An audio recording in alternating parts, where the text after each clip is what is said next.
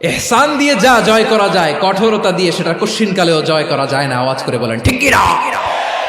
এবার সুমামা দাঁড়িয়ে বলে, ওগো নবী, আমি তো কালিমা পড়ে মুসলমান হয়ে গেলাম, এবার শোনেন, এই মুহূর্তের আগে আপনার চেহারার চাইতে নিকৃষ্ট কোনো চেহারা আমার কাছে ছিল না, কিন্তু শাহাদা পাঠ করার পরে আপনার চেহারার চাইতে উত্তম শ্রেষ্ঠ কোনো চেহারা আমার কাছে আর নাই।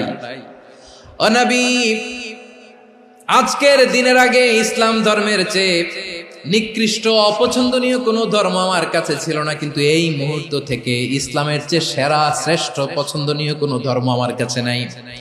নবী গো, আজকের দিনের আগে মদিনার চাইতে অপছন্দনীয় নিকৃষ্ট কোনো শহর আমার কাছে ছিল না, কিন্তু এই মুহূর্তের পর থেকে মদিনার চাইতে কোনো শ্রেষ্ঠ শহর আমার জানা নাই। সে ছিল গমের বড় ডিলার, গম বেচতো। কি বেচতো? তার গম